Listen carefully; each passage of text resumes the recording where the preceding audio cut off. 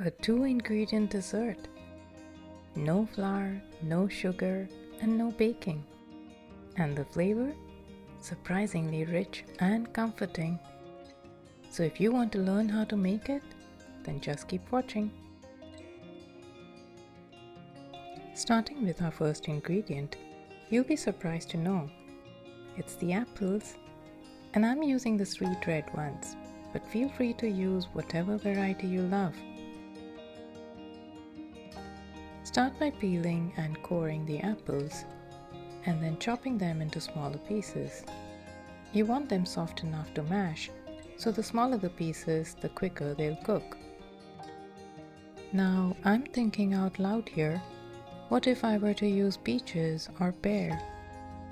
Let me know what your ideas are on this. But whatever you choose, make sure it's a pulpy fruit, as the water-based ones would not work in this recipe. Now take a saucepan and transfer the apples in it,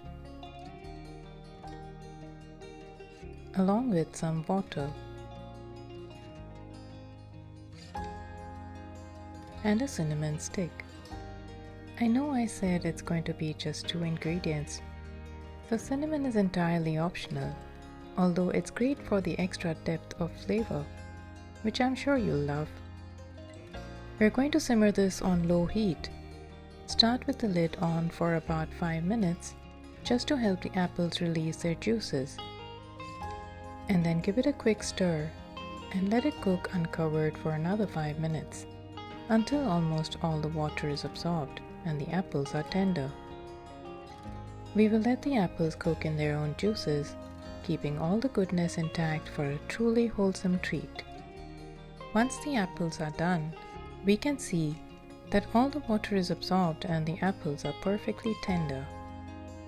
We can now transfer them into a bowl with a sieve to strain any residual water there may be.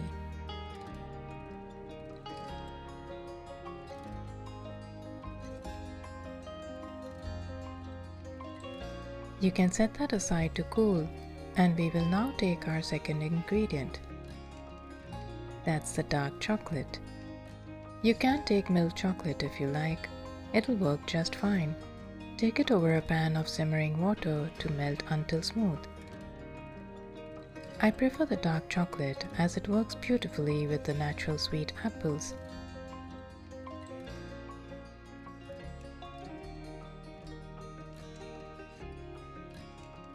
That looks perfectly smooth. Now take the apples into a clean, dry jar, removing the cinnamon stick of course, and the apples can be warm at this point, as it helps to blend well and also keeps the chocolate from foaming up before the setting period.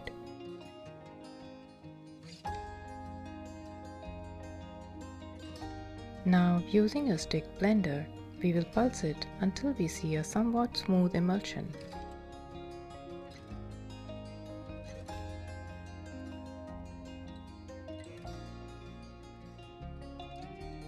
That looks good. Time to add the chocolate while it's still warm.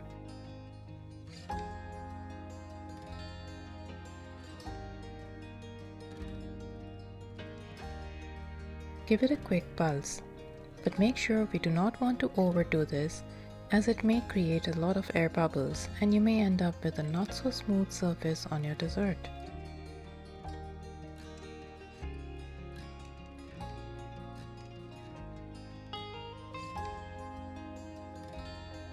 That looks like it's ready.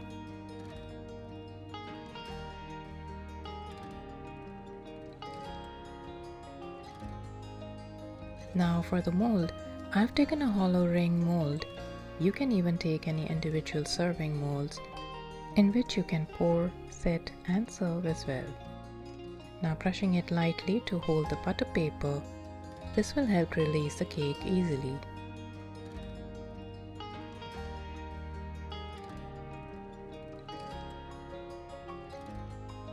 Pour the mixture right into it.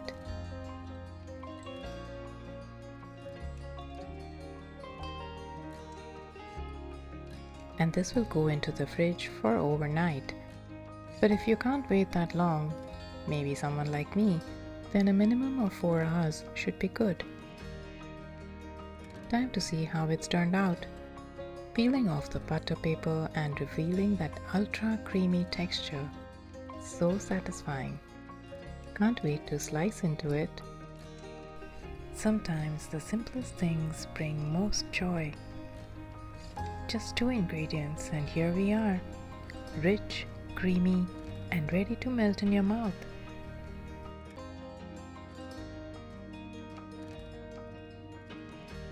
Perfect creamy texture.